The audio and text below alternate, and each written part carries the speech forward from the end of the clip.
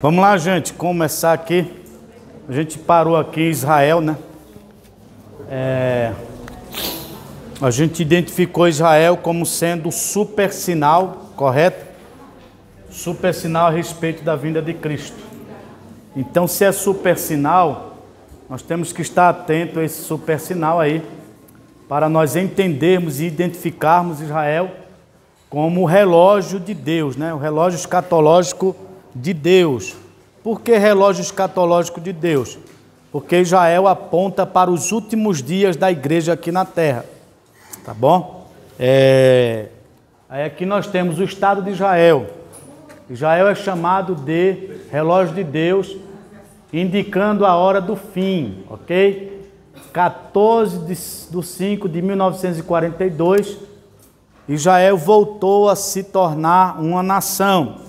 Os irmãos lembram que eu falei a princípio que a 69ª semana das 70 semanas de Daniel, ela se encerrou com a destruição de Jerusalém? Vocês lembram? Ok? Está lá em Daniel. Quando Jerusalém foi destruída, sabe o que aconteceu? Israel foi espalhado por todas as nações do mundo. Foi expulso de sua terra, do seu território nacional. Consequentemente, Israel ficou sem terra até essa data aqui, ó, de 1948, do ano 70, depois de Cristo, que foi a invasão do general Tito a Jerusalém, destruiu Jerusalém. Israel ficou sem casa, morando na casa dos outros. Só que detalhe, ao longo destes anos, Israel manteve a língua, manteve as tradições, todas as tradições, manteve a lei, manteve os costumes e manteve a identidade nacional. A identidade nacional. Por exemplo, se um filho de judeu nascer aqui no Brasil, ele não vai dizer que é brasileiro.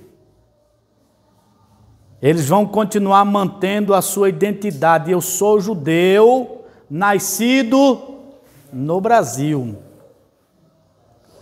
Se for nos Estados Unidos, se nascer um judeu lá, ele vai dizer que é um judeu nascido nos Estados Unidos. Se for um brasileiro que for nascer lá, pronto, já sabe, né? Eu sou americano. Não, eu sou americano, ou seja, a identidade já deixa de existir nacional. Então eles são ultranacionalistas, né? Eles defendem a nação hebraica. Não é à toa que é o único povo do mundo que mantém a língua até hoje, que é o hebraico. É o Bereshit, Bara Elohim, Vet, Haaret, Hashamarim. Quem entendeu? No princípio criou Deus os céus e a terra. É só isso. Então eles mantiveram a sua língua, né? Até hoje eles mantêm a sua língua. Inclusive a língua do chamamento do Messias ou do bem-vindo do Messias se dará também em hebraico. Jesus disse para Jerusalém: Jerusalém, Jerusalém, tu que mata os profetas que a ti são enviados. Quantas vezes, Jerusalém, eu quis te agasalhar como uma galinha agasalha os seus pintinhos, mas tu não quiseste, tu rejeitaste. Aí ele diz: então somente eu virei a ti quando tu clamares, Baruch Rabá Beshem Adonai. O que quer dizer isso? Olha aí, ó. Eita! Olha aí, ó. É um hebraísta aqui, ó. Baruch é bem-vindo, né? Baruch Rabá Beshem Adonai. Bendito é o que vem em nome de Adonai, do Senhor. Quando eles vão clamar isso? Lá na grande tribulação, no final da grande tribulação. Mas a gente vai chegar lá, calma. Veja só, Israel deixou de ser Estado, perdeu o seu território, perdeu a sua identidade geopolítica. Até então, antes de 1948, você vai procurar nos mapas antigos, não tem lá o Estado de Israel, ou a nação de Israel, não tem lá nos mapas antigos. Era tudo território palestino, tudo território palestino. Só que havia profecias a respeito da chegada de Israel ao seu território. E essas profecias são que? Escatológicas. Profecias escatológicas. Lucas 21 e 29 ao 31. Primeiro a gente vai ver esse texto aqui, ó. E disse-lhes uma parábola: olhai para quem? Quem é a figueira aqui? Israel, correto? Olhai para Israel e para todas as árvores. Todas as árvores é o quê? Todas as nações, tá? Quando já tem rebentado, vós sabeis por vós mesmos, vendo-as, que perto está já o verão. A figueira só dá fruto no verão. Assim também vós, quando virdes acontecer estas coisas, olha aí, ó, sabei que o reino de Deus está perto. O que é que Jesus está dizendo? Se é para eu olhar para a figueira, quando eu olho para Israel, no ano de 1948, os judeus espalhados por todas as nações do mundo, inclusive vieram judeus para o Brasil, chegaram lá em Pernambuco e foram expulsos pelos holandeses lá de Pernambuco. Lá. Alguns foram para o interior de Pernambuco.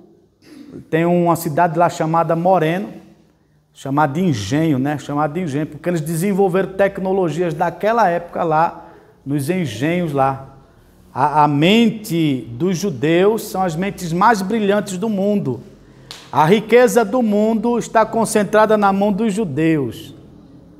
Os maiores bilionários do mundo estão com os judeus, ou são judeus. Silvio Santos era judeu, né? Judeu. Aquele, o dono das Casas Bahia, que morreu, era judeu, né? A maioria dos personagens que são criados no cinema de Hollywood, os autores são judeus. Homem-Aranha, da DC Comics, da Marvel, a maioria deles são todos judeus que criaram aqueles personagens. Aquele outro filme lá, Eternos, já viu? Quem já viu assistir o filme Eternos? Já assistiu? O filme Eterno, na realidade, é uma ficção judaica, aquilo ali. Aquilo ali é uma ficção judaica. Aquilo ali dá a entender de uma situação que aconteceu no mundo, né, espiritual, que os Eternos vêm como solução ali. Aí começa o embate, né? Aí vem aqueles monstros que, enfim, é a epopeia judaica ali que está envolvida. Aí você assiste como se fosse um filme, né? Nossa, um filme cheio de imagens, tá?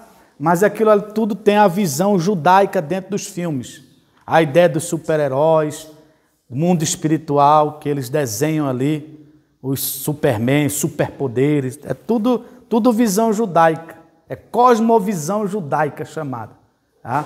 Então, assim, os judeus eles estão em todas as partes do mundo. Os Bilderbergs, os Rockefeller, são todos judeus. É onde está concentrada a riqueza do mundo. O Clube Lion, deles, da família Rockefeller.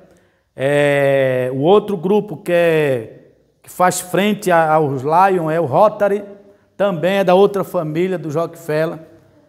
Ou seja, tudo está na mão dos judeus, tudo.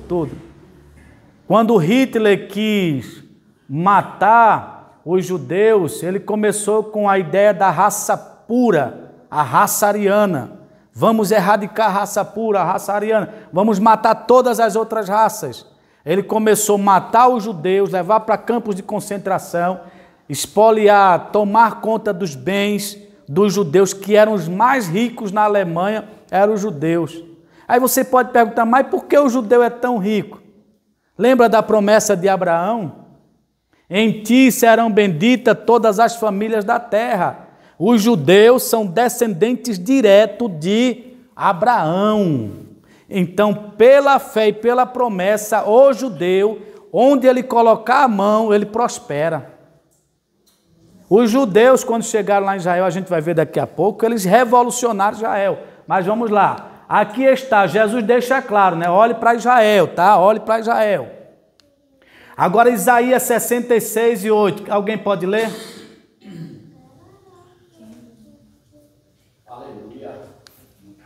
Tá difícil para ler?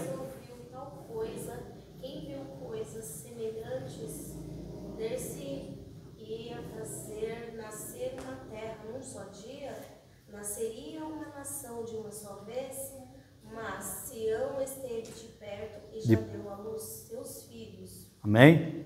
Veja o que é que Isaías está profetizando, vaticinando. Ele faz uma pergunta: quem jamais ouviu tal coisa?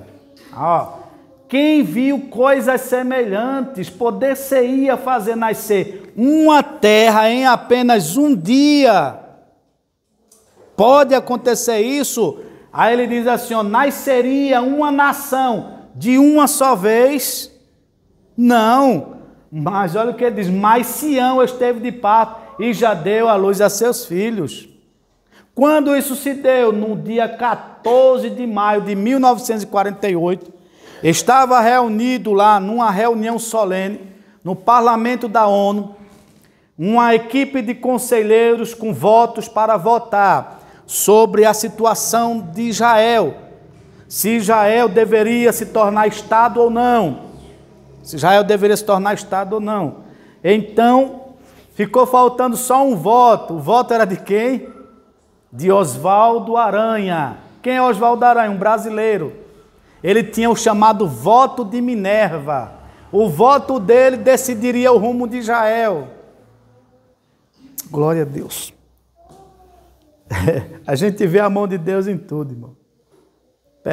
Permita-me me emocionar, porque quando eu vejo isso, eu não vejo um homem decidindo, eu vejo a mão de Deus fazendo se cumprir isso aqui, ó. E o Brasil foi protagonista do início de uma profecia que Deus havia vaticinado. O Brasil deu início a essa profecia. E quando Oswaldo Aranha, com o voto dele, ele disse: eu voto pela criação do Estado de Israel. Quando ele disse isso, que foi promulgado no parlamento da ONU, sabe o que aconteceu em apenas um dia? Vieram judeus do mundo todo em apenas um dia. Aleluia. Em apenas um dia. De onde ele veio? Veja só o que as profecias dizem. Isaías 60, verso 8. Quem são estes quem veio voando como nuvens e como pombas às suas janelas? Isso aqui é o que, gente? Alusão ao quê? Aviões.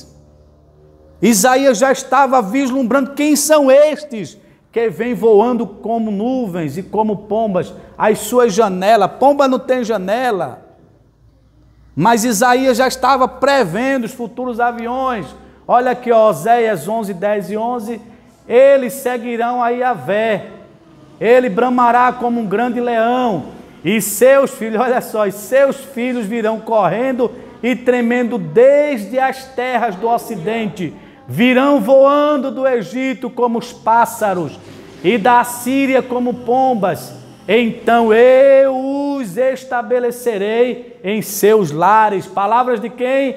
De Yahvé, o Senhor. Deus fez cumprir a profecia, a promessa no dia da criação. 14/5 estava descendo de avião por terra. Diz que o deserto se encheu de caminhantes para a sua terra. Glória a Deus.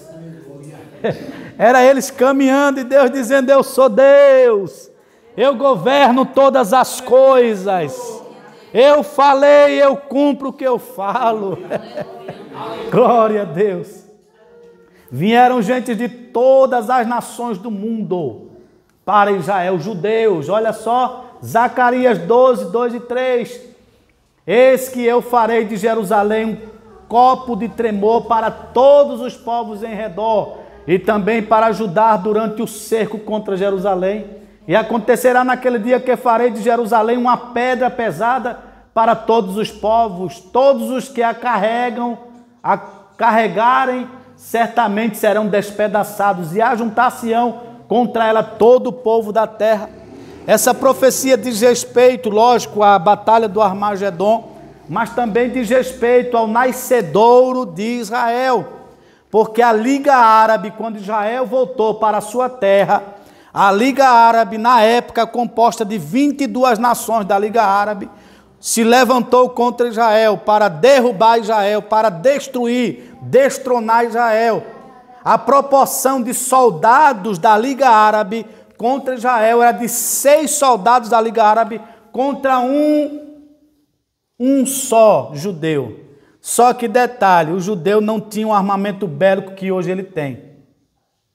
6 soldados fortemente armados contra um só soldado israelense. Na guerra dos 6 dias que aconteceu, Israel conseguiu derrotar a Liga Árabe. Por quê? Porque o general da Liga Árabe disse: eu não entendo, todas as vezes que a gente aponta os mísseis para Jerusalém, tem uma pessoa de branco assim, cobrindo Israel, a gente não consegue acertar Israel. Dizia ele de uma figura espiritual que estava na frente de Israel. E Israel venceu a Liga Árabe. E até hoje existe essa disputa lá. Por quê? Porque Israel é o relógio de Deus. Israel não pode ser erradicado. Mahmoud Ahmadinejad, ex-primeiro-ministro do Irã, ele deixou claro: Israel precisa ser erradicado, precisa ser extirpado do mapa. Mahmoud Ahmadinejad já não é mais o primeiro-ministro e Israel continua sendo Israel no seu lugar. Né? Então, quando Israel nasce lá em Jerusalém, a Liga Árabe se levantou. Israel foi como uma pedra pesada para a Liga Árabe. Não teve quem o detesse naquela ocasião. Então, diante disso, né, da questão de Israel, nós vamos entender também um detalhe. Israel hoje detém a maior tecnologia do mundo. Israel detém biotecnologia. Israel detém o poder bélico. Israel detém o poder nuclear. Israel detém o poder de enriquecimento urânio 3 vezes mais do que o Irã. Israel tem sistemas de detecção de mísseis eletrônicos, que se um míssil for apontado hoje para Israel, mísseis teleguiados, Israel tem uma tecnologia muito poderosa que intercepta esse míssil e reprograma todo o míssil para ele voltar para o lugar de origem. Quem é que faz isso? Deus. Uma nação extremamente pequena, 72 anos, não sei se é 72 hoje, não sei quando foi que eu fiz isso aqui, mas já é uma nação extremamente nova para as outras nações bélicas, mas Israel já detém tecnologia de ponta em várias partes do mundo. Por exemplo, aqui no Brasil fizeram uma campanha: vamos boicotar os produtos de Israel aqui no Brasil. Aí disse: beleza, vamos ver o que é os produtos de Israel. Na área alimentícia, quais são os produtos que Israel tem marca garantida? Porque a irrigação aqui no Brasil, todo o sistema de irrigação é tecnologia israelense. Então, para tirar os produtos de Israel da prateleira, tem que primeiro cessar todo o sistema de irrigação automatizado de Israel. Israel conseguiu aqui em São Paulo trazer os seus engenheiros e montar toda uma estrutura de irrigação de solos aqui no Brasil. Israel, lá no seu território, ele floresceu desertos. Ele levou sistema de irrigação para o deserto. Hoje existem desertos em Israel que parece mais uma cidade como o Amazonas, cheia de árvores. Por quê? Porque Israel é terra que mana leite e mel. Israel hoje detém tecnologia de ponta, por exemplo, celular, tecnologia israelense, o pendrive que hoje não se usa mais, tecnologia israelense, raio-x, tecnologia israelense, as ultrassonografia, tecnologia israelense, os microscópios, tecnologia israelense, tudo que você olha hoje em matéria de tecnologia tem a mão de Israel. Não é à toa que a Faculdade Hebraica de Jerusalém é a faculdade mais referência no mundo em desenvolvimento de tecnologia. As mentes mais brilhantes do mundo saem de lá da Faculdade Hebraica de Jerusalém. Não é à toa que a Microsoft foi para lá, a IBM foi para lá, tudo para Israel, porque lá Israel é uma incubadora de grandes projetos embrionários, projetos de alta tecnologia. Aí quando você vê isso tudo, É Israel o quê? Florescendo. É o verão. É Israel florescendo, Israel está crescendo. Os países do mundo têm medo de apontar canhões para Israel. Você vê que a guerra com Israel, Israel luta contra o terrorismo de quem ataca ele. Porque os próprios palestinos têm cadeira no parlamento de Israel. Os palestinos têm cadeira lá no parlamento de Israel. Então, como que Israel é inimigo de uma cidade e coloca líderes palestinos como seus representantes da Palestina? Não existe isso. Israel sempre favoreceu o sistema que existe de água lá em Gaza, lá, foi tudo criação de Israel. Israel levou água para dentro de Gaza, Israel levou sistemas médicos para dentro de Gaza, Israel montou toda uma estrutura para Gaza. Tudo foi Israel que montou ali em matéria de tecnologia. Aí se infiltraram o que? O Hezbollah, o Fatah, comandados pelo Egito, pelo Irã, financiados pelo Irã, com túneis que passavam morteiros, né? Eles nem usam mais tecnologia de ponta lá, eles só usam morteiros, né? Porque o morteiro em si não tem tecnologia. Não tem. Então, se não tem tecnologia, ele pode lançar, Israel não consegue detectar. Só que tem o domo de Israel, né? O domo de Israel é um sistema de proteção de Israel. Israel, quando tem possibilidades de ataque, muitas casas em Israel, muitas mesmo, tem casa em cima e as casas subterrâneas, que são capazes de suportar grandes explosões atômicas, mísseis, balísticos, ou seja, Israel está preparado. E a Bíblia diz que Israel é o quê? A menina dos olhos de Deus. Gente, Israel pode ser o que for. Se você for olhar a estatística de Israel, você vai ver que Israel, mais da metade de Israel são ateus. Vocês acreditam nisso? São ateus? Você acredita que uma das maiores passeatas homossexuais foi feita em Israel? Você acredita nisso? Se não, a maior do mundo, né? Foi feito lá em Israel. Então você vê, a nação escolhida de Deus olha para a nação escolhida, só que o compromisso de Deus é com a nação, não é com pessoas, tá? Escute lá, o compromisso de Deus é com Israel. Quem estiver dentro da bênção de Deus vai ser abençoado. Quem não tiver, quem tiver em pecado, o salário do pecado é o quê? A morte, né? Então, Israel ainda hoje continua sendo um dos países mais importantes. Só que o que é que o Brasil hoje, eu falo em termos de geopolítica, em termos de macroeconomia, o Brasil hoje está lutando contra Israel. O Brasil que um dia deu o pontapé inicial para a criação do Estado, hoje o Brasil está lutando contra o Estado de Israel, apoiando o terrorismo. Você já viu isso nas manchetes? O Brasil está apoiando hoje, eu não estou falando de política, eu estou falando de geopolítica, eu estou falando de decisões que são tomadas aqui no Brasil, que estão indo de encontro à nação de Israel. Uma coisa é você condenar o excesso, tá? O excesso, por exemplo, Israel teve excesso, tudo bem, vamos condenar o excesso, vamos sentar. Mas você dizer que Israel, contra o terrorismo, está errado, está sendo atacado, né? Então por aí você tira que o mundo todo está conspirando contra a nação de Israel. E quem conspira contra Israel não cumpre-se na sua vida ou no seu território o texto que a Bíblia diz em Salmos. Orai pela paz de Israel, prosperarão todos aqueles que te amam. Então, é muito séria essa questão. Então, a gente entende que Israel hoje é uma nação que Deus escolheu, Deus selecionou, colocou ali e disse, não, você vai ficar aqui, né? Agora vamos evoluir para a gente continuar vendo algumas questões a respeito daquilo que a gente já falou, né? Agora a gente vai um pouco para os sinais que a gente já falamos, né? Guerras e rumores de guerra, Mateus 24, 6 e 7. Fomes e epidemias, Mateus 24 e 7. Enganação, Mateus 24, 4 e 5. Falsos profetas que têm surgido como nunca houve na história da humanidade nos dias de hoje.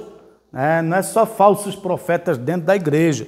São profetas de alto escalão, que o comando dele é para toda a nação, é para o mundo. Por exemplo, precisamos revisar a Bíblia.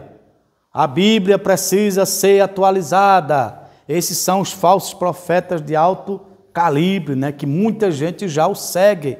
Sem contar que hoje você vê na internet aí os próprios falsos profetas das igrejas, né? Que profetizam fraudulosamente, né? Enganam pessoas.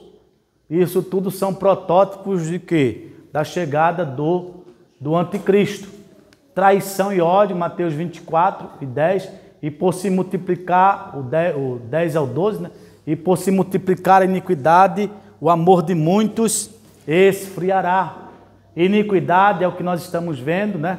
Tempos trabalhosos, né? O que Paulo disse, sabe, porém isto, que nos últimos dias sobrevirão tempos trabalhosos, porque haverá homens amantes de si mesmos, avarentos, presunçosos, soberbos, blasfemos, desobedientes a pais e mães, ingratos, profanos, mais amantes dos eleitos do que amigos de Deus. Desses se afasta-te, né? Então a radiografia do mundo hoje é essa aqui, né? Hoje você vê uma sociedade hoje com uma escalada da violência assustadora. A violência desde os primórdios da humanidade, ela está numa escala ascendente. Hoje você tem preocupação de sair na rua em determinados horários, em determinados locais. Por quê? O avanço da violência está campeando. Eu já tive a oportunidade de estar de frente de um assassino já, e eu dizer para ele que se você não se converter, você vai para o inferno, né? E eu dizia, Jesus, é agora, eu vou agora. Ele com a pá na mão, ele trincava os dentes assim, porque ele era acostumado a matar de pá, de enxada. Ele dizia, tu preso lá na cadeia, tu é foragido, né? Mas se tu tiver preso, tu tem a possibilidade de um dia se soltar. Mas se tu descer ao inferno, de lá tu nunca mais vai sair, se tu continuar nessa vida de pecado. Meu irmão, só faça isso se você tiver coragem. Quando eu falei isso, eu vi ele trincou os dentes assim, fez assim, segurou a pá, eu digo, pronto, ele vai dar uma paulada que eu vou cair, uma pasada que eu vou cair do outro lado. Mas eu olhei para ele firme assim. Ele trincou para lá, foi para um lado, para o outro. Aleluia, ajuda nós, Jesus. Esse mundo é muito cruel. Apostasia, gente, é outra coisa também, né? O abandono premeditado da fé. 1 Timóteo 4:1 deixa isso muito claro, né? Que nos últimos tempos apostatarão alguns da fé. Escute lá, dando ouvidos a espíritos enganadores e a doutrinas de demônios. Espíritos enganadores e a doutrinas de demônios. Veja só, espíritos enganadores são aqueles que mentem, usam da mentira. E espíritos enganadores, doutrinas de demônios. E existem os demônios mestres. Já ouviu falar que tem demônio professor? É isso mesmo. Demônios professores. Eles são responsáveis por disseminar doutrinas do inferno. Por exemplo, a doutrina da homossexualidade. Isso é uma doutrina. Hoje é regra isso. Vai falar hoje aí fora. Vai falar hoje. O que no passado a gente batia mesmo, né? Falava do pecado, se não do pecador, mas do pecado em si a gente falava, né? Dizia que era uma abominação, que ia para o inferno, tá. Vai falar hoje. Vai, porque a própria polícia te prende, vem o BP Choque, a Rocan, vem os Power Rangers, vem Jaspion, vem todo mundo para prender você, Superman. Não tem escapatória. Por quê? Porque é o mundo de hoje. Esses sinais estão apontando para a iminente chegada de Jesus a qualquer momento, né? Aí vem os escarnecedores da palavra, né? Recentemente eu vi um vídeo onde uma pessoa estava pregando e um casal, né, batendo no irmão, no pregador. E ele ia para um lado, se afastava, o rapaz ia e não queria aceitar e batia, escarnecia da palavra, zombava da palavra. É os últimos dias, gente. Não está sendo fácil, não. Falta de fé, perseguições, ou seja, tudo isso está acontecendo. Teve um dia, eu não sei quem foi, eu não vou citar o nome porque eu não lembro, mas foi aqui, pastor. Não foi na sua igreja, né? Eu acredito que ele não era daqui, não. Só veio pouco tempo aqui. Mas eu conversando com ele aqui fora, né? Dando um conselho a ele. Não, pai, Jesus é bom. Jesus vai te ajudar. Que ajudar que nada. Eu disse, não, rapaz, Jesus é bom, creia. Que crê que nada, não acontece nada. Há tanto tempo que eu fico na igreja, não acontece nada. Não, mas vai acontecer. Não acontece nada, isso é conversa. Eu quase que eu ia na dele também. Eu disse, meu Jesus, que falta de fé terrível, né? Uma pessoa que é descrente, ela pode contagiar uma pessoa que tem fé. Repreende em nome dos três, Pai, Filho e Espírito Santo, né? Mas vamos lá. Líderes religiosos que se apresentarão como pastores de ovelhas, porém são apenas ladrões e salteadores, disse Jesus, né? Vamos lá. Enquanto o mundo estará agitado com os acontecimentos dos sinais, tá? Os sinais estão aí, acontecendo atualmente, né? A igreja deve permanecer firme, né, e constante, aguardando o quê? Com esperança o grande evento esperado, o seu arrebatamento. A igreja precisa estar esperando o arrebatamento da igreja. A igreja tem que esperar o seu arrebatamento, né? Aqui está, ó, Tessalonicenses 4, 16 e 17. Pois, dada a ordem com a voz do arcanjo e o resplendor da trombeta de Deus, o próprio Senhor descerá do céu e os mortos em Cristo ressuscitarão primeiro. Depois disso, os que estivermos vivos, Paulo até diz que ele também vai estar vivo, tá? Mas uma guilhotina torou a cabeça de Paulo, né? Tua cabeça pode até ser torada hoje, mas o importante, ó, é que estamos esperando tanto mortos quanto vivos. Naquele dia, quando a trombeta tocar, nós vamos nos encontrar com eles nas nuvens, para encontrar o Senhor nos ares, e assim estaremos sempre com o Senhor. Então isso é uma promessa perene de Cristo. Nós vamos esperar Jesus chegar. Por exemplo, a palavra arrebatamento, né, uma palavra que vem do grego harpazo, né? E essa palavra significa raptar, levar com ímpeto, arrancar, resgatar, tirar um objeto com força e rapidez inesperada. O rapto da igreja será assim, né?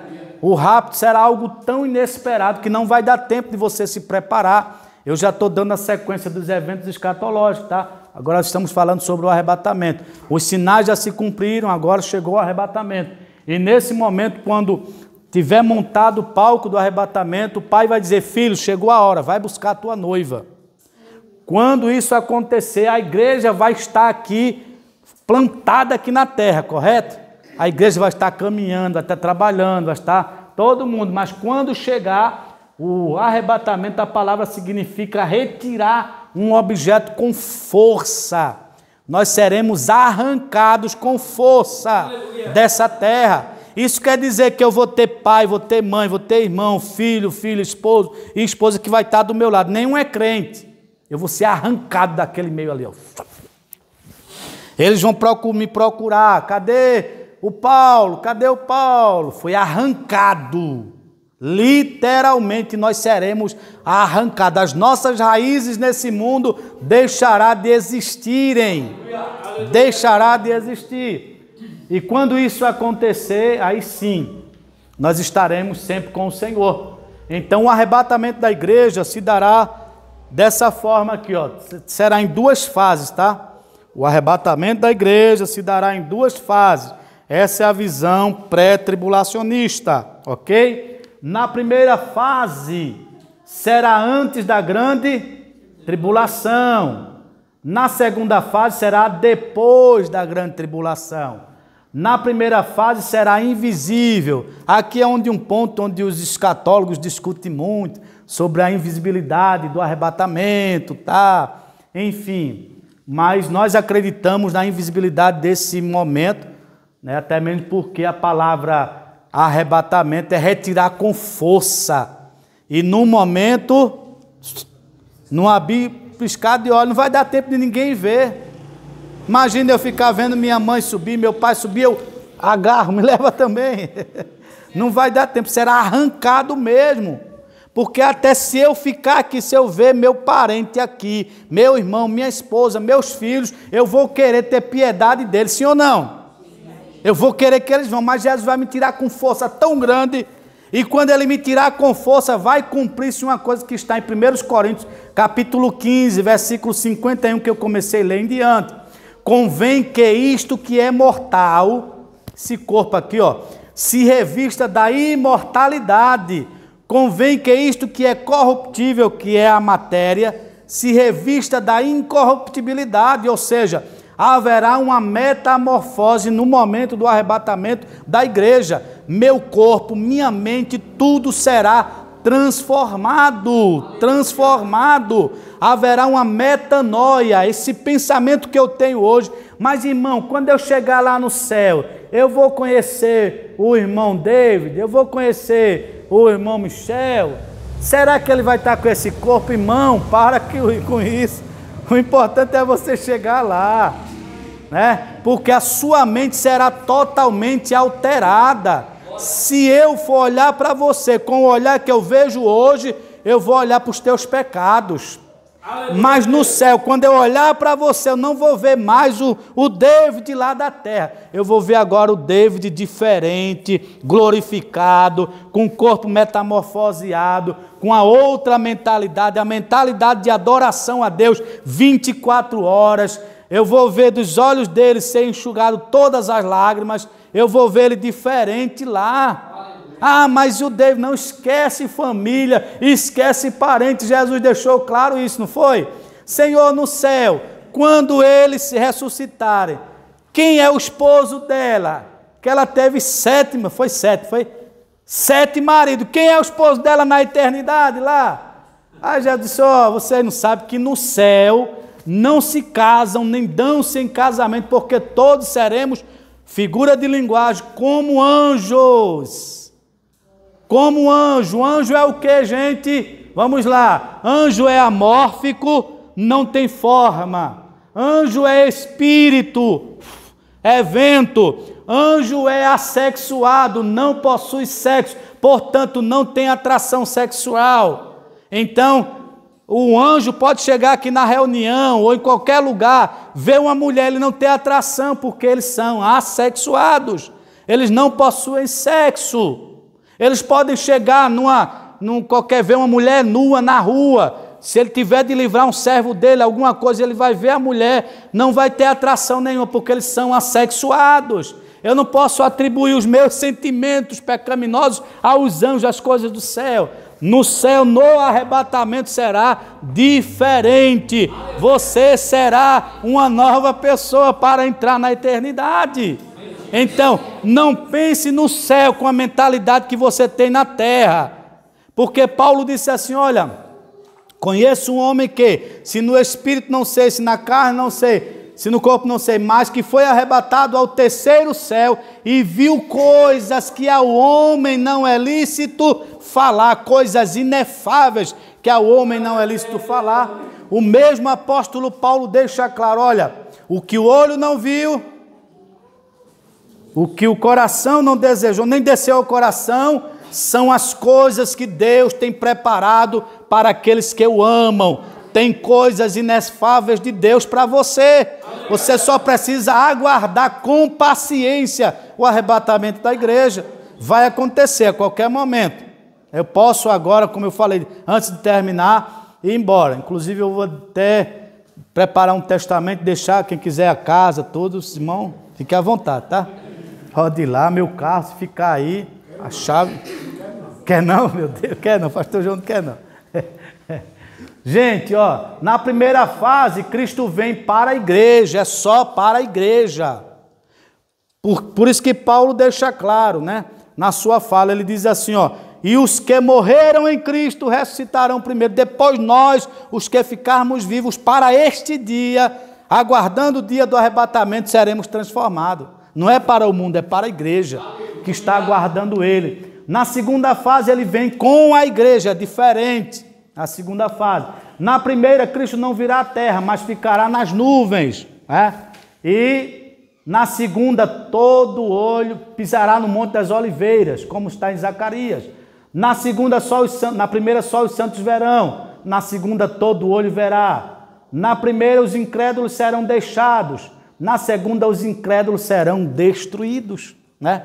Então a gente percebe que só nesse quadro aqui a gente percebe o que é a volta, o arrebatamento da igreja. Por isso nós precisamos nos preparar. Agora, posterior ao arrebatamento da igreja, na sequência dos eventos, vem o quê? O tribunal de Cristo.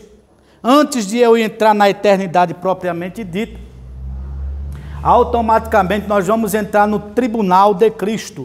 E o que é tribunal de Cristo? Tribunal, a palavra tribunal é bemar, né, no grego.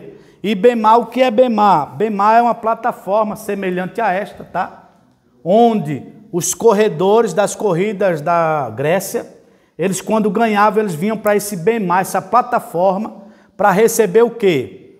A recompensa, receber aquela coroa de louro, né, que era colocado aqui, o vencedor. Detalhe, se ele vencesse, era colocada a coroa, e um arauto ia na frente dele, isso nas corridas gregas, tá?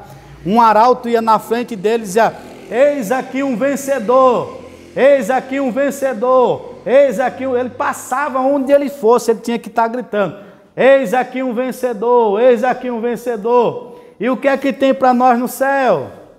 Coroa. Coroa é para dar a quem? Ao que vencer. Imagina na eternidade, os anjos gritando, ó o vencedor, ó o vencedor, ó o vencedor, ele venceu, eles venceram, né? Então tudo isso acontecerá aonde? A partir daqui, ó. O tribunal de Cristo. É uma doutrina esposada na Bíblia, tá?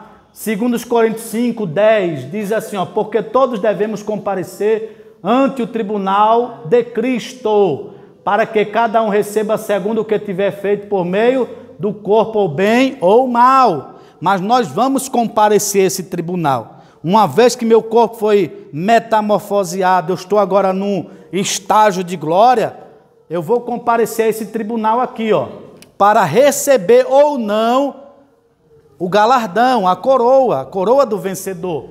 Veja só o que diz em 1 Coríntios 3 e 13. A obra de cada um se manifestará, porque na verdade o dia declarará, porque pelo fogo será descoberta, e o fogo provará qual seja a obra de cada um, correto?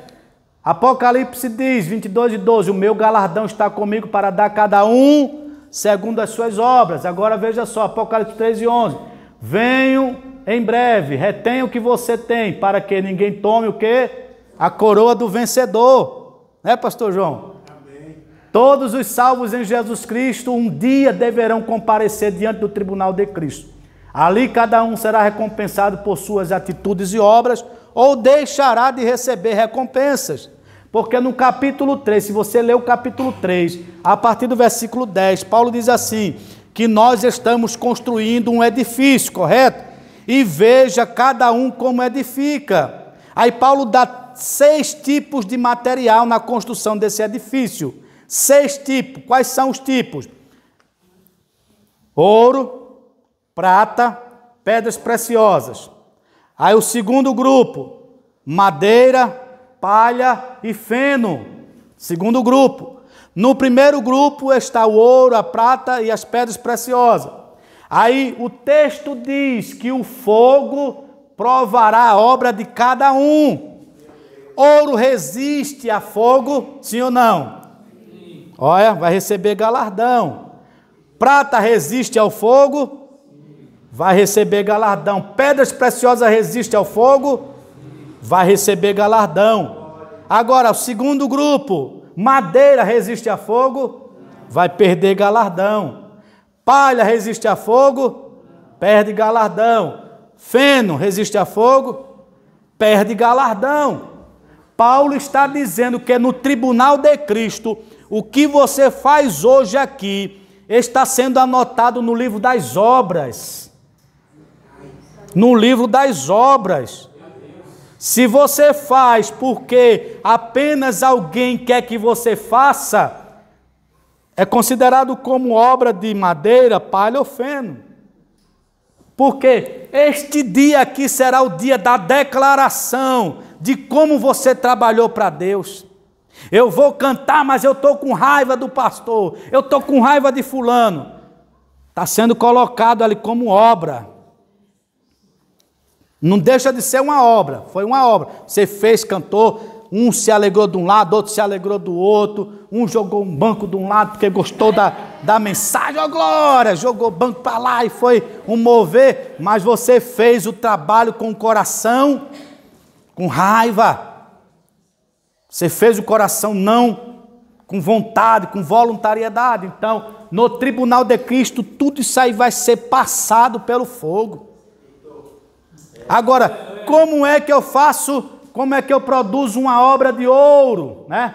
Aí vamos lá, os materiais que são usados aqui, ó, ouro, prata, pedras preciosas. Esse primeiro grupo aqui, ó, é o grupo das recompensas. Esse segundo grupo aqui é o grupo das percas. Se você faz uma obra de ouro, o que é obra de ouro? É quando você faz uma coisa dentro da igreja que teu coração está tão cristalino, você faz com tanto amor, foi lavar o banheiro, mas isso, geralmente quem diz uma obra de ouro é quem faz uma grande cruzada, um grande evento. Não, para Deus não tem isso. O que para Deus pesa é a motivação do teu coração. É o teu coração que tem que estar envolvido nas obras que você está fazendo, porque escatologicamente falando, você vai comparecer diante do tribunal de Cristo. Você só não vai perder a salvação, tá bom? No tribunal de Cristo ninguém perde salvação, mas em contrapartida o tal vai sofrer detrimento, vai sofrer perca. Ao invés de ele ganhar um presente, ele não vai ganhar. Então, obras de ouro são obras que são produzidas do coração em sentido de adoração. Eu estou pregando para alguém na rua, mas alguém está me filmando, me fotografando, eu estou ali, daqui a pouco eu jogo na mídia, todo mundo vai me elogiar, mas eu não estou fazendo uma obra. Essa obra, qual é a minha motivação? É ser visto, é receber like, curtidas, né? Não estou dizendo que você não possa fazer isso, pode, mas como é que está o teu coração em relação à obra de Deus? Como estão as tuas motivações para fazer a obra de Deus? Como você faz a obra de Deus? Você está fazendo para o homem ou está fazendo para Deus? Quando eu faço para Deus, o meu pastor se alegra, porque ele sabe que eu estou fazendo algo com maestria, eu estou fazendo algo com amor, com dedicação, eu estou fazendo algo que vai melhorar a obra. Gente, ele está aqui, gente, nos ajudando, tá? Ele está aqui nos orientando sobre como devemos trabalhar para ele, porque no tribunal eu vou ter que comparecer nesse tribunal. Lembro-me certa ocasião que no primeiro evento do movimento pentecostal que foi feito aqui no Brasil, eu esqueço até o nome do pastor que fez. Ele era o secretário geral aqui no Brasil desse evento, que foi realizado até um último aqui no Brasil. Eu estive nesse último agora, mas foi no ano de 1979, se não me escapa a memória. Foi realizado aqui no Brasil, lá no Maracanãzinho, e ele foi o responsável. Ele mobilizou toda a equipe, trabalhou, mas trabalhou incansavelmente. Foi uma apoteose o trabalho. Só que antes de começar o trabalho, sabe o que ele disse para Deus em oração? Senhor, que o teu nome apareça, Senhor. Que o teu nome apareça. Eu não quero que meu nome apareça. Senhor, faz o teu nome aparecer. Senhor, mostra o teu nome. Beleza.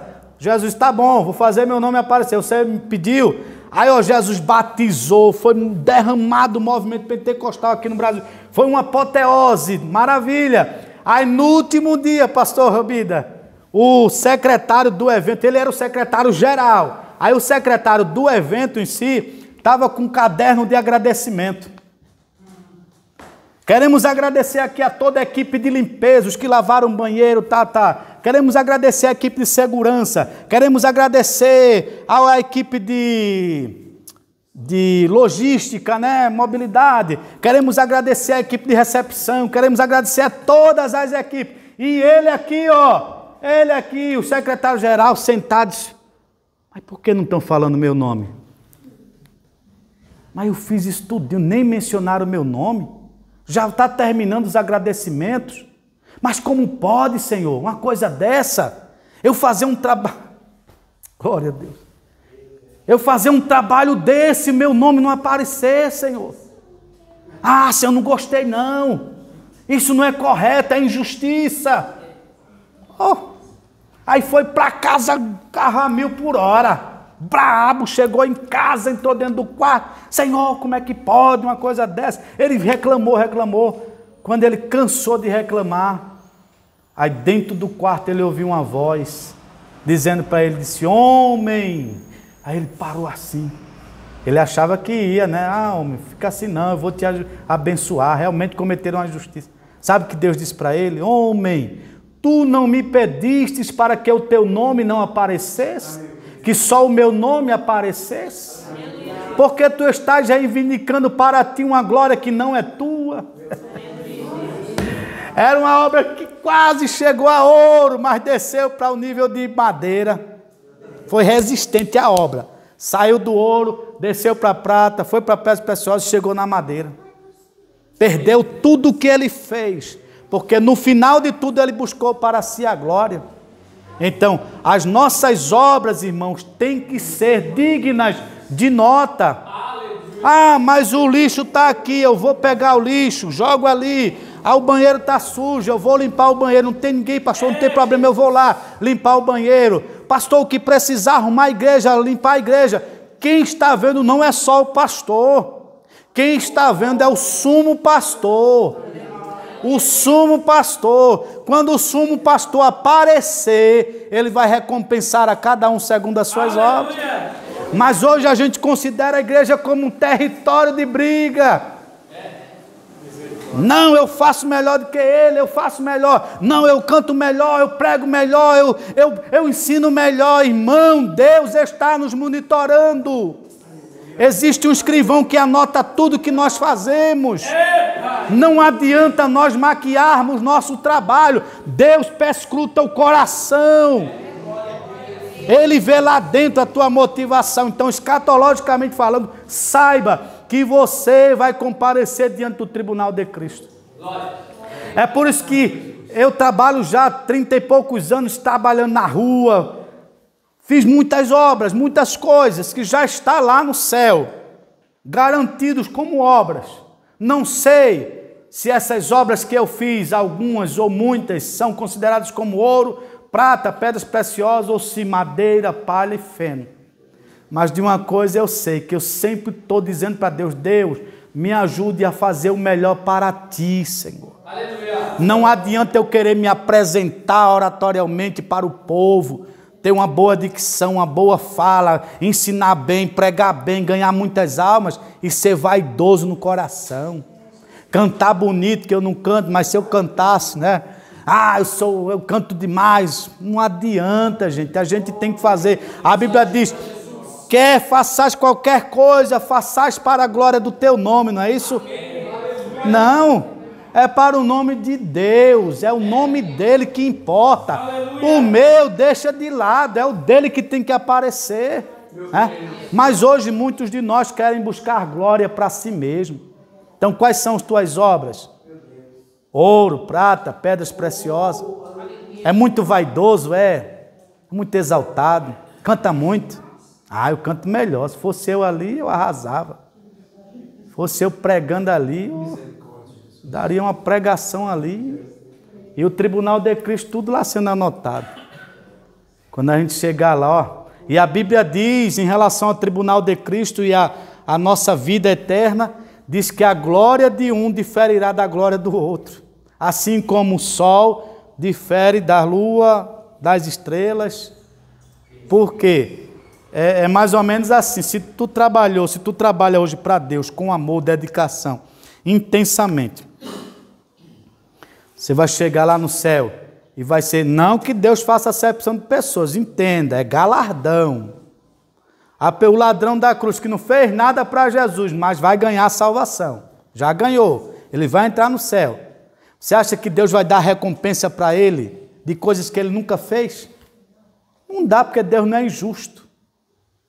Agora, Paulo, o apóstolo Paulo, que estava trabalhando, ele disse lá em 1 Timóteo 4, 2 Timóteo 4, 7, eis que eu já estou sendo oferecido por aspersão de sacrifício, e o tempo da minha partida está próximo, pelo que combati o bom combate, acabei a carreira e fiz o quê? Guardei a fé. Aí ele promete, desde agora a coroa da justiça me está guardada, reservada. Coroa fala de governo. Deus te dará governo no céu. Você será, a tua posição, a nossa posição enquanto igreja será mais importante do que dos anjos. Sabia disso? Por quê? Porque enquanto igreja nós somos a noiva do Cordeiro aqui na terra, depois seremos a esposa do Cordeiro. Ou seja, a nossa ligação com Ele não será igual a dos anjos, que são criação. Nós nos ligaremos a Ele. E para uma das igrejas, Jesus disse assim, ao que vencer, lhe concederei que se assente comigo no meu trono, ou no trono de meu Pai, assim como eu venci e me sentei no trono de meu Pai. Olha só, você sentar no trono de Deus. Os anjos, arcanjos, querubins, serafins, olhar para você e dizer, olha só, eu estou aqui há mais tempo do que tu, rapaz. Eu estou aqui há mais tempo, mas nunca cheguei aí. E você está sentado aí no trono de Deus, sentado nesse lugar, chama-se Tribunal de Cristo, recompensa. Né? São pelo menos 6 coroas que nós vamos receber. Coroa de glória, coroa da vida, coroa da vida eterna, né? Agora fugiu as outras coroas, mas vamos lá. Aí aqui agora a gente já entra, terminou o Tribunal de Cristo, a gente entra o quê? Nas bodas do Cordeiro. Todo mundo foi recompensado, perdeu, teve tristeza, beleza. Mas agora ainda não é o céu. Aí quando o tribunal terminar, nós vamos entrar agora nesse lugar aqui, ó. Nas bodas do Cordeiro de Deus, né? Nas bodas do Cordeiro. O que é as bodas, gente? É o casamento, né? De Cristo com a igreja. Casamento de Cristo com a igreja. Nesse casamento aqui, ó, a literatura veterotestamentária nos apresenta Deus como esposo e Israel, seu povo, como esposa. 54:5. Pois o seu Criador é o seu marido. Naquele dia declara o Senhor, você me chamará meu marido, não me chamará mais meu Senhor. Veja só, isso já é o contexto veterotestamentário no Velho Testamento. No Novo Testamento, o Novo Testamento nos apresenta Jesus como noivo e a igreja como a noiva. No Antigo Testamento, a relação é de Deus com Israel. No Novo Testamento, a relação é de Jesus com a igreja. É de Jesus com a igreja. Eu os prometi a um único marido, Cristo, querendo apresentá-los a Ele como uma virgem pura. Nós somos uma igreja que vamos ser apresentados como virgem para Cristo pura, imaculada. O casamento em Israel, que era promulgado, era de 1 metro quadrado, o contrato. E esse contrato era colocado na parede lá da casa da noiva, sabia disso? Era fixado lá na casa da noiva. E todos os dias a noiva olhava lá no contrato, estava lá escrito, não pode ficar até tal hora da noite com estranhos na rua. Não pode beber, não pode, um monte de prescrições que a noiva não podia, você tem que se guardar para aquele dia. Isso é lá em Israel, gente, tem esse contrato lá de 1 metro quadrado, assim, era colocado na parede. E todos os dias a noiva tinha que olhar, todos os dias nós temos que olhar o quê? Para a Bíblia, é o contrato da noiva, é o contrato da noiva, é o contrato da noiva. É por isso que na igreja tem culto de doutrina, culto de ensino, tem escola dominical, tem pregação da palavra, tudo por quê? Porque a noiva precisa estar sempre olhando para o contrato. A noiva não pode manchar suas vestes. Ah, mas por que fulano faz? Deixa fulano fazer. O Espírito Santo não se agrada. Ele não se agrada se você for fazer. Efésios 4:30 diz, e não entristeçais o Espírito Santo de Deus, no qual estáis selado para o dia da redenção. Quantos de nós entristece o Espírito Santo, olhando para a mulher do outro, olhando para o marido do outro, olhando para os bens alheios, querendo furtar o que não é seu, querendo mentir, querendo trapacear. Aí o Espírito Santo olha e diz, não é para você ser assim, você é noiva, e noiva tem que se manter pura. É por isso que a gente é exortado, a gente é repreendido na igreja. Eu já fui muitas vezes repreendido pelo Senhor. Eu sei que vocês nunca foram, não, que vocês são top das galáxias, tudo santo. Mas eu diversas vezes o Senhor bateu o barrote em mim mesmo e disse: você está errado, rapaz. Você tem que se ajeitar, se conserte, conserte a sua vida. E eu, Pai, perdoa, Senhor, me perdoa. Sei que vocês estão tudo na fiação, né? Mas meu Jesus, é uma luta para eu chegar lá, irmão. Só o Jesus para me ajudar, viu? Olha, se a igreja é a noiva e Cristo o noivo, espera-se que um dia eles se casem, e este dia certamente acontecerá, que é o dia. Olha aqui, ó, Apocalipse 19, 7 e 8, o que é que diz aqui, ó? Regozijemo-nos, isso é um grito, tá? Não é só uma palavra, ele está gritando aqui, não é isso, meu pastor David? Ele está gritando aqui, ó, regozijemo-nos. Vamos nos alegrar e dar-lhe glória, pois chegou a hora do casamento do Cordeiro e a sua noiva já se aprontou. Foi-lhe dado para vestir-se linho fino, brilhante e puro. O linho fino são os santos justos, são os atos justos dos santos. Isso aqui é o casamento, o momento das bodas do Cordeiro. Por essa descrição, deve ser um evento muito especial e aguardado. Lembra em Mateus, na ceia, quando Jesus foi fazer a ceia, que ele, quando está realizando a ceia ali, o que é que ele diz? E não bebereis mais deste fruto da vida, e até aquele dia, olha só, em que eu beba de novo convosco no reino de meu Pai. E a Bíblia diz que nós nos assentaremos numa grande mesa, e lá estará Abraão, Isaque, Jacó, Moisés, Adão, Eva, Abel, João, glória! A igreja estará lá, todo mundo sentado naquela mesa. Aí ele diz: vinde as bodas, podem vir as bodas, meus servos. E outra, a Bíblia deixa claro em outras passagens, por inferência, que quem nos servirá é o próprio Senhor Jesus Cristo. Ele nos servirá a ceia. Imagina tu sentado e o mestre da Galileia chegar para você e diz: pode cear, meu filho. Ceiar é comunhão. Tenha comunhão comigo, participe dessa ceia. E o Pai Celestial estará lá também. O Espírito Santo estará lá também. Glória a Deus. Lá estará arcanjos, querubins, serafins. Os anjos estarão lá. Miguel, um dos primeiros príncipes. Gabriel, o anjo mensageiro que assiste diante de Deus, estará lá. Eles não sentarão à mesa. Eles ficaram só olhando a igreja sentar à mesa do Cordeiro. Aleluia. Cada crente deve estar preparado para a chegada daquele grande dia. Aí aqui agora a gente deixa a alegria de lado e desce para a terra, porque simultaneamente, quando acontece o arrebatamento da igreja, tribunal de Cristo, bodas do Cordeiro, automaticamente também na terra se inicia a grande tribulação. Aí agora eu vou trazer tribulação para vocês. Olha aqui, Mateus 24 e 21. Porque haverá então grande aflição, como nunca houve desde o princípio do mundo até agora, nem tampouco haverá jamais, escute lá, nem tampouco haverá jamais uma tribulação como essa, que é a grande tribulação, tá bom?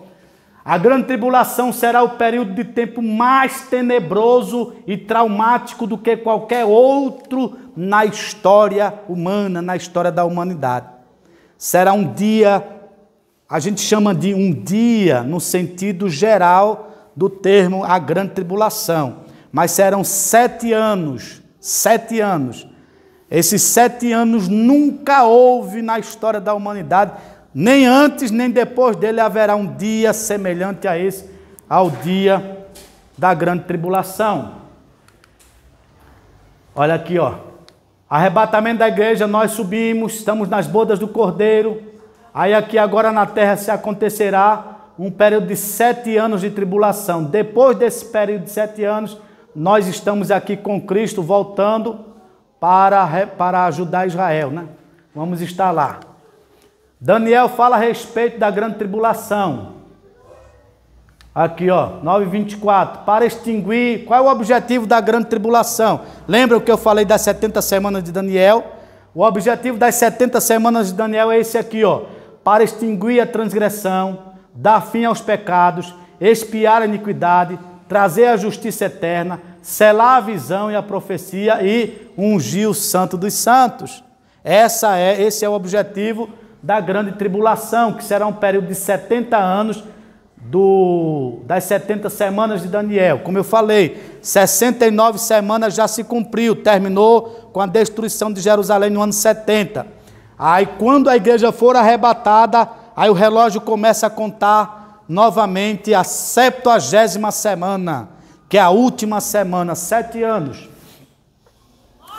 Percebam que é tanto assunto que não dá para a gente comentar em apenas uma aula, né? É muita informação. Essas 70 semanas são de dias, não são 70 semanas de dias, mas de anos, conforme Levítico 25:8. Aliás, no texto original não se escreve semanas, e sim setes. 70 setes. Um tempo determinado pelo Senhor. Encontraremos nas Escrituras Sagradas, tanto no Antigo como no Novo Testamento, vários textos que fazem referência à grande tribulação. O profeta Jeremias, o que é que está escrito aqui? Chamou esse período de tempo da angústia para Jacó. Por que para Jacó? Porque 70 semanas não estão determinadas sobre Israel, e Israel é quem? É Jacó. Então esse dia aqui será dia da angústia de Jacó. Por quê? Nós vamos entender. Jeremias 37, porque aquele dia é tão grande que não houve outro semelhante, e é tempo de angústia para Jacó. Ele, porém, será salvo dela. Salvo dela, dentro dela. Ele será salvo dentro dela, né? Vamos lá. Aí aqui ele chama de dia do Senhor, 70ª semana, dia da desolação, ira vindoura, hora do julgamento, tribulação, grande tribulação. Esses são os nomes que são dados para este evento aí na Bíblia Sagrada. Aqui está a 70ª semana de Daniel, tá vendo? Um quadro que remonta isso aí, ó. Começou aqui, ó, com o decreto da reconstrução do templo, no ano 49, 7 semanas, depois 62 semanas, 434 anos, morte do ungido, do Messias, e também aqui é a destruição de Jerusalém. Aí aqui o que eu falei para vocês, ó, o tempo da graça, tá vendo? A era da igreja está aqui. Aí depois vem 7 anos, que é a última semana, a 70ª semana de Daniel, se dividirá em 2 partes, 3 anos e meio e 3 anos e meio. Israel faz aliança com o anticristo conforme Daniel 9:27, ele vai fazer um pacto com muitos por 1 semana. Por 1 semana diz respeito a 7 anos, correto? E na metade da semana fará cessar a oblação de sacrifício, a oferta de manjar. Metade de 7 anos é o quê? 3 anos e meio, né? Então 3 anos e meio, Israel vai romper o pacto com o anticristo. Quando rompe o pacto com o anticristo, aqui é a chamada falsa paz. Lembra do cavalo branco do Apocalipse? Capítulo 6 de Apocalipse, que ele vê um cavalo branco, e montado no cavalo tinha um cavaleiro com um arco na mão, e saiu vitorioso para vencer. Ele tem um arco, mas não tem a flecha, né? Mas saiu vitorioso para vencer. Por que saiu vitorioso para vencer? Porque nesse período aqui é chamado de governo do anticristo, governo humano. E essas 70 semanas diz respeito também à estátua de Nabucodonosor. Quem lembra da estátua de Nabucodonosor? Cabeça de ouro, representando o Império Babilônico, correto? Os braços, 2 braços e o peito de prata, representando o Império Medo-Persa. Aí Daniel diz que via um sendo esmagado pelo outro. Ou seja, o Império Persa dominou o Império Medo, da Média, né? Dominou, reinou só. Aí depois do Império Medo-Persa, o ventre e as coxas de bronze, representando o Império Grego, correto? E a última parte são os pés, parte de barro e parte de ferro. Fala do Império Romano. E no plano divino, através dos séculos, tem um mapa lá, que você vai ver o pé da estátua, ele sendo esticado até o último dia da grande tribulação. Por quê? São os governos humanos. Os governos humanos só se encerrará com o anticristo. Tá bom? Compreendeu? Só se encerrará com o governo do anticristo. Quando se dará? Só no final da grande tribulação. Mas veja que na profecia de Daniel, a estátua está levantada até o topo, não é isso? Mas o que é cortado sem o auxílio de mãos? Uma pedra, né? É cortada sem o auxílio de mãos. E essa pedra atinge o quê? Os pés da estátua de Daniel, de Nabucodonosor. Atinge os pés. Quando atinge os pés, logicamente a estrutura toda cai por terra. Por que é que em Apocalipse está dizendo, caiu a Babilônia? Você já viu essa linguagem? Caiu a Babilônia. Mas por que Babilônia? Por que não pode ser a Igreja Católica? E a Igreja Católica é romana, não é isso? Não, mas por quê? Quem é o cabeça desses impérios mundiais? É a Babilônia. A Babilônia, por isso que ele diz, caiu a Babilônia. Mas porque a Babilônia foi o primeiro grande império. Aí Jesus vai dizer em Lucas 20, se não me escapa a memória, 22, se não me escapa a memória, depois vocês procuram. Jesus vai dizer em Lucas assim, olha, Jerusalém será pisado pelos gentios, que fala da grande tribulação no último período. Será pisada, os gentios, o exército do anticristo vai entrar dentro de Jerusalém, vai destruir Jerusalém, vai destruir tudo em Jerusalém. Quando destruir Jerusalém, aí o texto diz, até que se cumpra os tempos dos gentios. Esse tempo dos gentios é o tempo da estátua de Nabucodonosor, que tem a Babilônia como cabeça de todas as nações da terra, todos os governos mundiais diz respeito à Babilônia. A ideia é Babilônia. Babilônia foi prostituta, Babilônia levou muitos à prostituição. É por isso que lá em Apocalipse vai falar que é a grande prostituta, a Babilônia, que a muitas nações deu a beber do vinho da sua prostituição. Babilônia, a cabeça lá. Então, quando Jesus disse que até que o tempo dos governos humanos termine, então começará um novo governo. Mas lembram que nesse período aqui, da grande tribulação, acontecerá 3 coisas. Primeiro, a abertura dos 7 selos, correto? 7 selos serão abertos. Segundo, 7 trombetas serão tocadas, correto? E no terceiro e último, 7 taças serão derramadas. Detalhe, o último selo, o 7º selo, anuncia as trombetas, as 7 trombetas. E a última trombeta anuncia as 7 taças da ira de Deus. Ok? Então, nesse período de grande tribulação, surgirá o falso profeta, o anticristo e a besta. O trio satânico vão estar ali atuando. Quem será o anticristo? O anticristo será um homem mesmo, literalmente um homem. Não é um demônio que nem Satanás que vai, não. É um homem, porque os governos são humanos. Só que, detalhe, a Bíblia diz que ele dará a Satanás o seu poder. E, por sua vez, Satanás dará a ele todo o poder. Satanás estará. Por isso que no meu livro que eu escrevi, o Anticristo, a personificação de Satanás, personificar é o quê? Assumir a identidade de outrem. O anticristo ele vai assumir a identidade da antiga serpente, o dragão. Ele vai assumir, será um homem ardiloso, um homem que convencerá o mundo pela sua oratória. O mundo vai após ele. Então, todo esse sistema tecnológico que existe hoje, por exemplo, o anticristo, quando começar a governar na grande tribulação, ele vai juntar todos os mercados econômicos do mundo, CARICOM, os BRICS, os tigres asiáticos, o Mercosul, a ALCA e outros grandes blocos econômicos, ele vai fundir todos eles. Vai se tornar um só bloco econômico. As barreiras alfandegárias que nós temos hoje para nos locomover entre países, comercialmente, produtos que vêm de um país têm que ser taxados e outras coisas mais, ele vai quebrar com tudo isso aí. Ele vai tirar todas essas barreiras alfandegárias, vai tirar tudo. Ele vai governar tecnicamente para a população.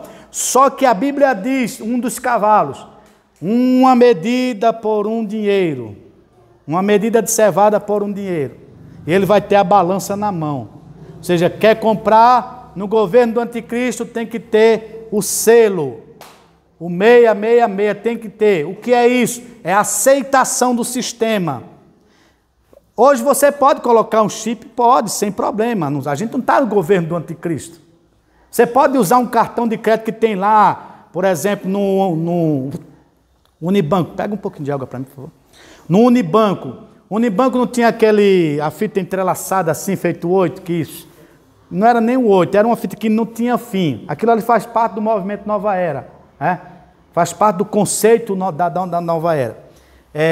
Outro detalhe, que muitas pessoas estavam reclamando na época. Eu esqueci que estava aqui, pastor. Desculpa. Outras pessoas, na época que colocaram para entrar numa reunião de obreiros lá em Recife, que era por biometria, né? Aí 2 pastores antigos disseram: eu não coloco meu dedo ali não, que ali é coisa do anticristo. Foi uma briga, pastor Michel, na frente da igreja, terrível lá. Porque ele dizia que aquilo era coisa do anticristo. Não é. Só será governo do anticristo quando a igreja for tirada. Enquanto a igreja não for tirada, tudo é tecnologia. Tudo é tecnologia. Somente a um que agora o resiste, até que é do meio, seja tirado. Então se revelará ou se manifestará o iníquo, a quem o Senhor o desfará pelo assopro das suas narinas. Então, quando você observar todas essas tecnologias, o anticristo vai usar tudo isso aí a seu favor. Ele vai governar o mundo tecnologicamente falando. Em Bruxelas tem um computador, o pastor David deve saber sim, muito bem. Existe um computador do tamanho de são 5 quadras de tênis. Um computador em Bruxelas, que é capaz de armazenar dados do mundo todo em Bruxelas. Aqui em Osasco, na Cidade de Deus, tem o Bradesco lá. O Bradesco tem o maior banco de dados do mundo. Empresas do mundo todo depositam informações naquele banco de dados ali. Você sabe que banco de dados hoje é riqueza, né? É riqueza, é vender produtos, oferecer, enfim. Por aí você tira. É mais protegido do que tudo aquilo. Um amigo meu trabalhou lá dentro, ele era segurança lá dentro. Para entrar lá dentro do banco de dados como segurança, tem que ter data e horário marcado. Ele não pode entrar, eu vou para lá agora, monitorar, não pode. Tem que ter o horário certo para ele entrar e sair. Tudo é monitorado. O sistema de arrefecimento lá é totalmente ultramoderno, né? Então investiram bilhões de dinheiro ali naquele lugar. Tudo isso será informação para quem? Para o anticristo.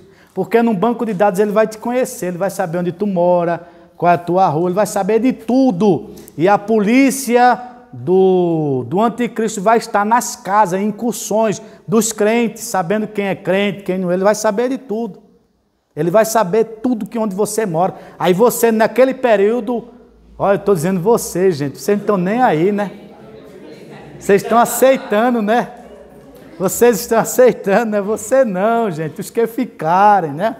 Por ocasião do arrebatamento, os que ficarem e manifestarem sua fé em Cristo, eles terão que fugir para as cavernas, eles terão que se esconder, vão ficar com fome, passar fome, vão ser perseguidos pelas polícias militar, batalhão de choque, exército, tudo. vão perseguir eles. Eles vão ter que se esconder em vários lugares. No livro de Apocalipse também fala das testemunhas, que são os parênteses que se abrem, né? As duas testemunhas, os 144 mil, né? São várias informações que existem ali, que não dá para a gente detalhar tudo, devido à complexidade dos assuntos, né? Que a gente precisa explicar parte por parte. Eu sei que quando terminar aqui, a sua mente vai ficar bugada assim, né? Para reiniciar de novo, né? Vai demorar um tempo. Mas é bom essa tempestade de informações, né? Para você gravar ainda mais. Vamos lá. Então, tudo isso aqui se abaterá sobre o povo. Os 4 cavaleiros do Apocalipse, por exemplo, fala dos 4 períodos da grande tribulação. O primeiro período é o primeiro cavalo, é a falsa paz que acontecerá, né? Ele vai promover a paz. Não existe lá a mesquita de Omar, onde está a mesquita de Omar. Os judeus já descobriram que ali é o local do antigo templo de Salomão. Só que para eles mexerem naquela mesquita de Omar, é uma briga, vai vir os Vingadores, vai vir Thanos, vai vir todo mundo para lutar ali, por aquele lugar ali. Vocês gostam, você está tudo assistindo, né? Então vai ser uma briga terrível. Aí o que é que vai acontecer? O anticristo, ele vai convencer, em questões de horas, de minutos assim, ele vai resolver a questão do terreno, que vai ser doado para Israel, vai ser destruída aquela mesquita de Omar, e ali vai ser construído o novo templo. E o Israel já tem tecnologia hoje para construir um templo suntuoso, com toda a engenharia que Israel tem. Em questões de dias assim, Israel vai construir o templo. Detalhe, Israel já tem todos os utensílios do templo, a pia de bronze, já tem o altar do incenso, já tem o candelabro, já tem tudo pronto já. A linhagem sumo sacerdotal já foi puxada, já tem, Israel já sabe quem são os sumos sacerdotes, da linhagem sumo sacerdotal. Israel já sabe de tudo, inclusive o bezerro vermelho já nasceu. O bezerro vermelho já nasceu. E agora? Vamos esperar Jesus a qualquer momento. Tudo já está preparado. Quando a igreja subir, por que é que eu não posso dizer que o anticristo sei lá, o presidente Donald Trump, ou quem quer que seja, o Papa? Não posso dizer isso. Por quê? Porque o anticristo só será manifestado quando a igreja sair. Qualquer um que disser fulano ou ciclano é mera especulação. Só fala que é o Macron, né? Oi? Fala que é o Macron. Mas já disseram que era o Papa João Paulo VI. Já disseram que era o Bill Clinton. Já sempre falam, né? Mas a verdade é que a Bíblia diz, ele só será revelado. Escute lá, só será revelado, ele já vai existir enquanto a igreja, por exemplo, ele pode estar no mundo hoje, sim ou não? Se a igreja for arrebatada amanhã, ele já pode estar aí no mundo, mas não é revelado quem é ele. Ninguém sabe, pode ser qualquer um. No meu livro eu falo das duas possibilidades, da ascendência judaica e da ascendência gentílica do anticristo. Das duas, né? Ele pode ser tanto dessa como dessa outra. Mas se ele tem que, alguns dizem, ele tem que ser judeu, porque o judeu só vai aceitar um judeu. Beleza, mas a Bíblia diz que a eficácia do poder dele será feita pela mentira. Ele pode maquiar todos os seus registros, dizer que é judeu, para enganar os judeus e pronto, que ele é a personificação de Satanás. Tem tanto de um ou de outro, ele pode ser. Uns dizem que é da tribo de Dan, também não sei. O importante é que eu estou me mantendo firme, lutando contra o pecado, contra o mundo, para chegar lá, né? Então, quando isso acontecer, gente, todas essas nuances, né? Haverá fomes aqui, pessoas desmaiando de terror, de pavor na grande tribulação. Será algo arrebatador. E chegará um momento que a morte vai fugir das pessoas. Vai fugir durante 3 meses e meio, 3 meses e meio. O cara vai pular do 10º andar. Ele vai se arrebentar todinho lá no chão. Mas ele não vai morrer. Vai ficar sofrendo, mas não vai morrer, porque a morte vai fugir deles. E o que é que eles vão dizer? Esconda-nos do rosto daquele que está assentado sobre o trono da ira do Cordeiro. É a ira de Deus sendo derramada sobre a face da terra. E é porque eu não estou falando da mortandade que haverá no primeiro período e no segundo período, tá? O sol se esquentará assustadoramente, de tal forma que causará câncer de pele com uma rapidez muito grande nas pessoas. As pessoas desmaiarão de pavor, ressuscitarão de novo do desmaio, mas não vai morrer. Vai ser choro, pranto e ranger de dente. Enquanto a igreja está lá nas bodas do Cordeiro, o mundo estará em agonia. Eu não quero estar nesse dia, irmão. Em nome de Jesus, eu não quero estar lá naquele dia.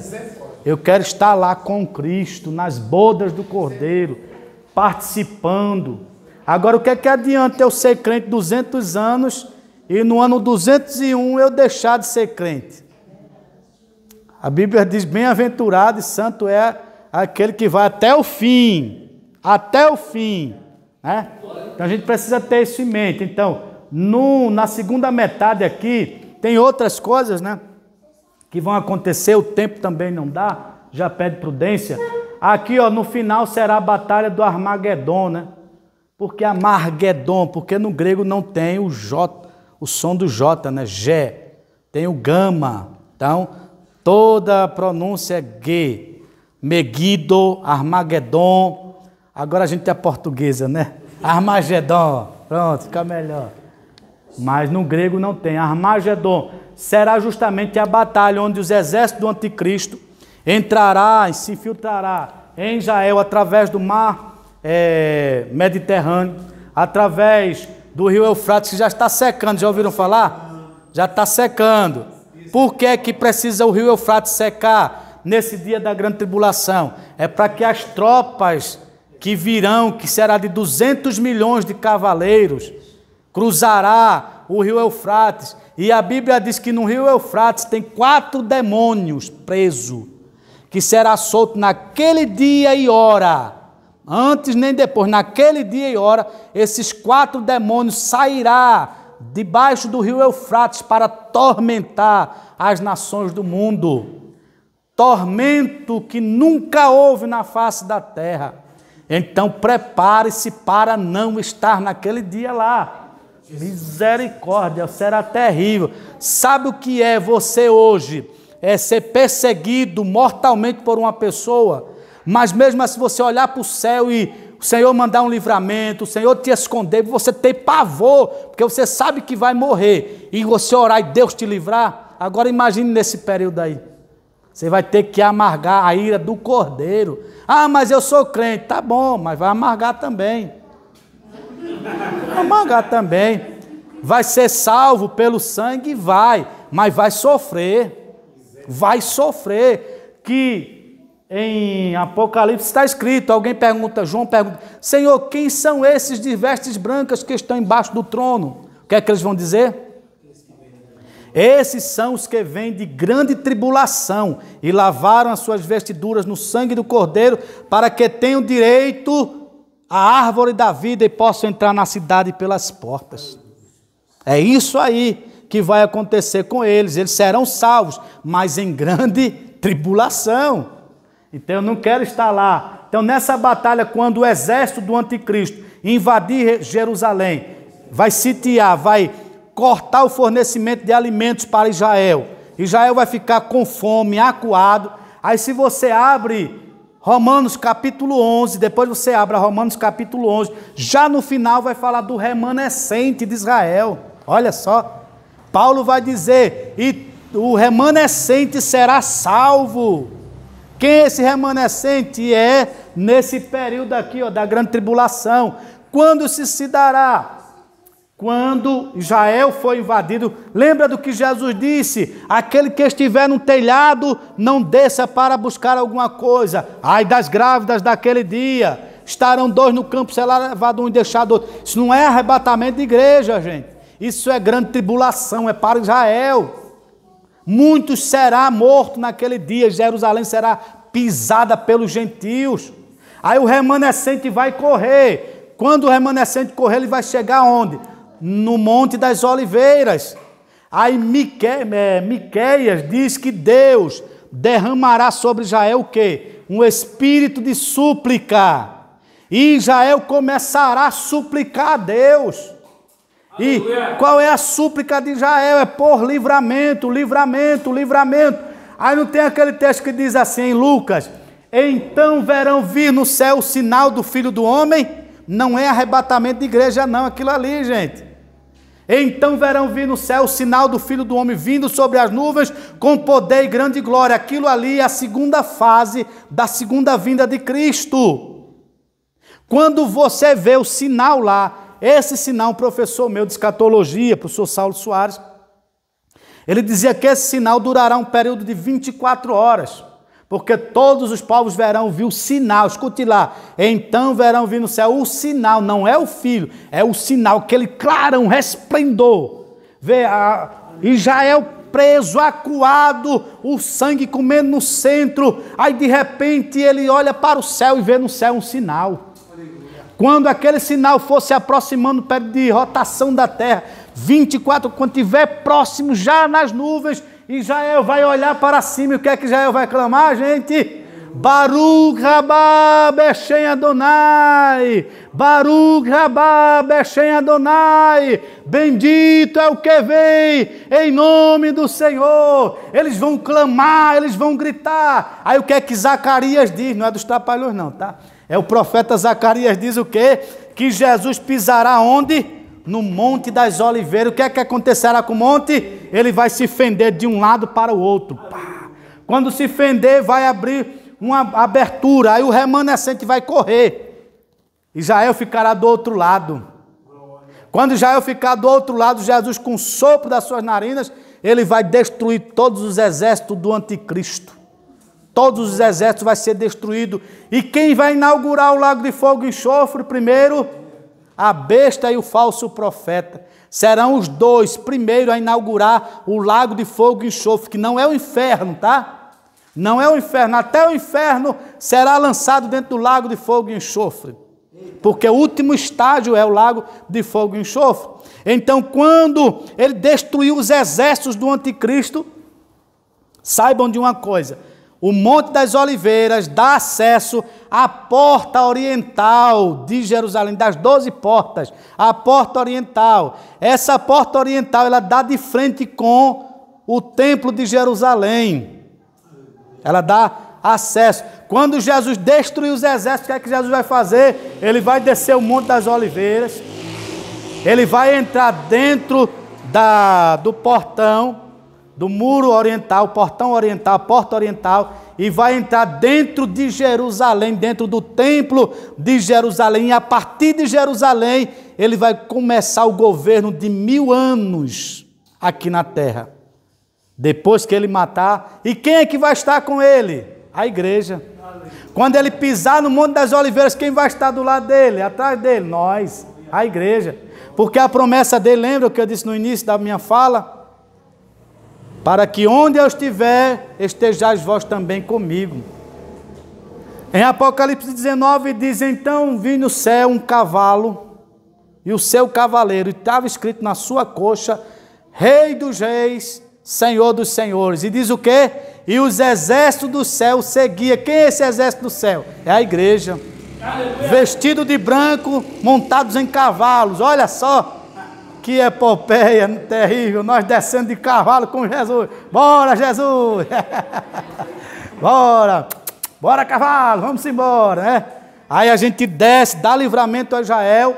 Aí a Bíblia diz que agora se começará o que? O reino milenial. No reino milenial, Jesus vai restaurar a fauna e a flora.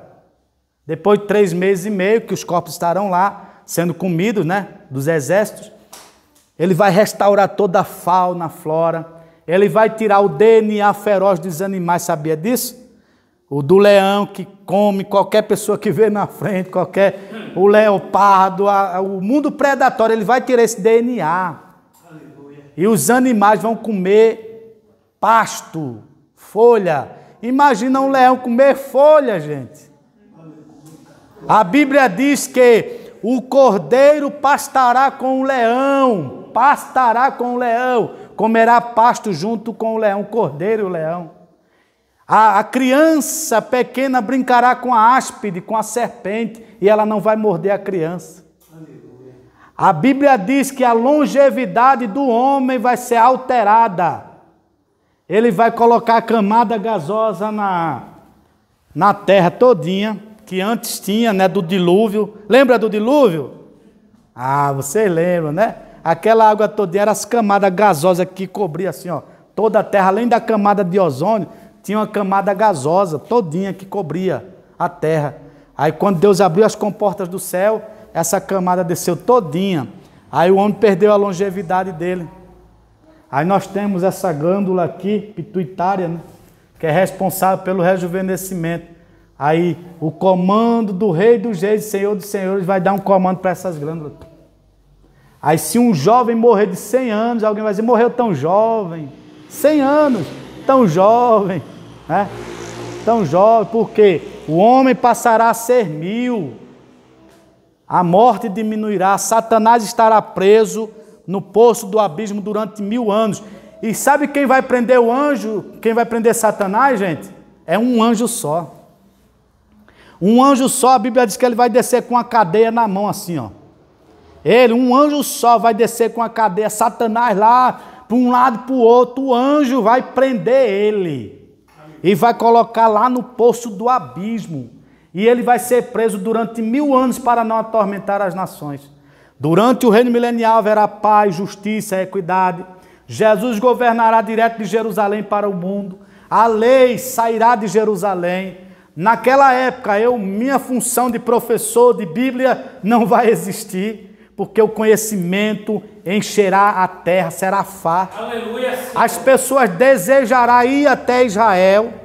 A Bíblia diz que quando vê um judeu indo para Israel, a pessoa vai segurar na mão dele e diz, me leva contigo até Israel, eu quero ver o Messias, eu quero ver o meu Senhor. Vai segurar na mão do judeu para ir para lá. Mas anualmente todas as nações terão que ir uma vez a Israel, uma vez por ano.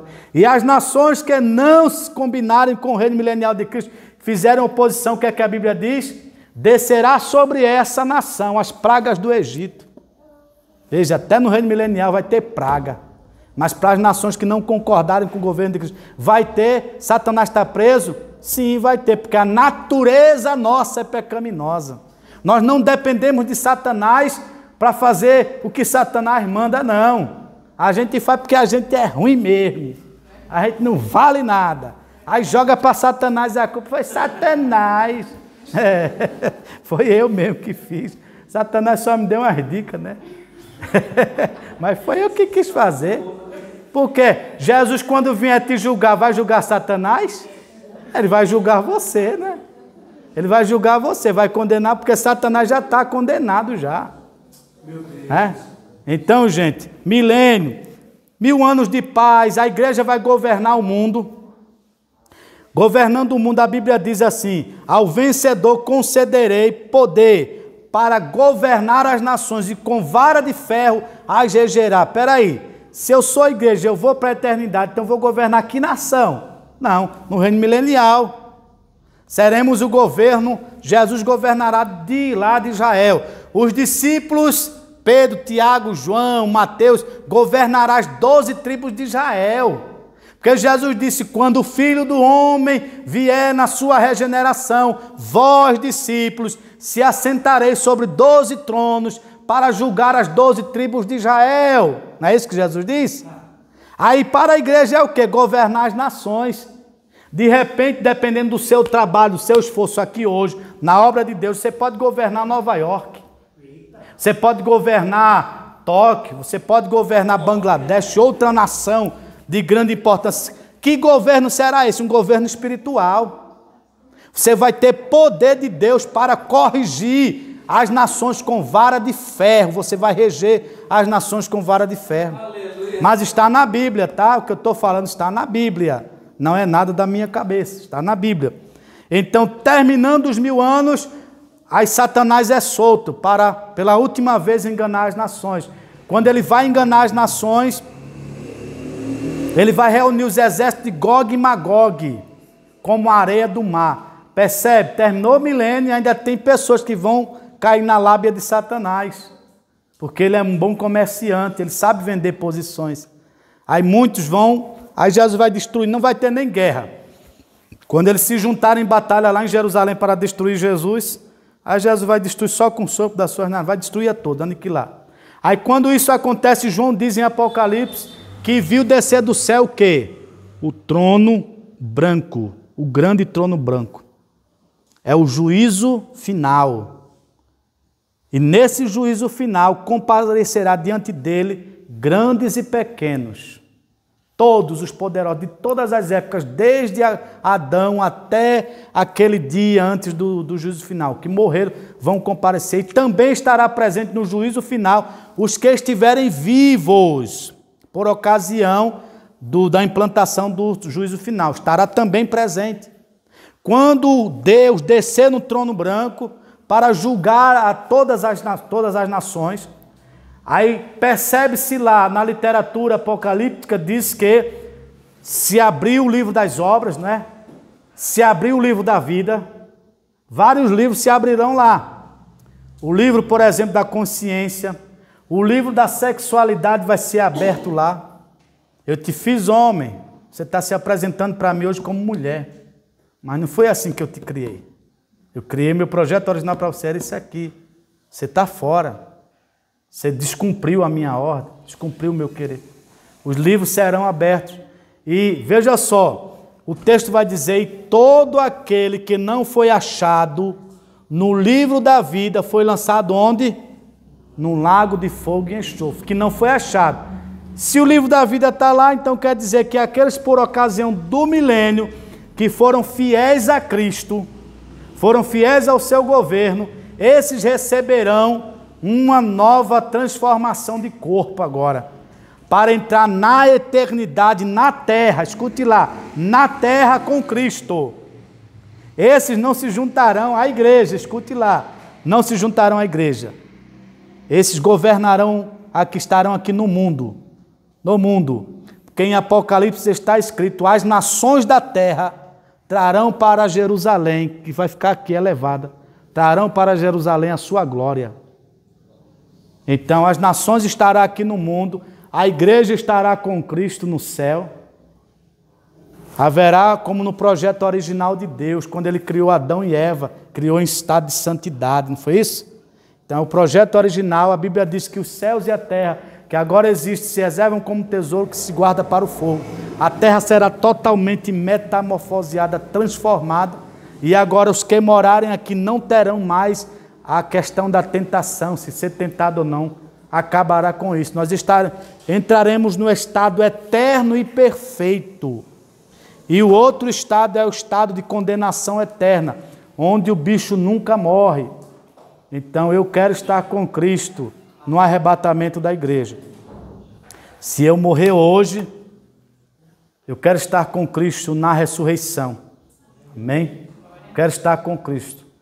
Que Deus abençoe a cada um de vocês. Sei que escatologia é um assunto que tem muitas informações. E é porque eu saí, por conta da exiguidade do tempo, saí compactando muitos assuntos, né? Porque tem assuntos aqui que vai aí um tempo muito hábil aí.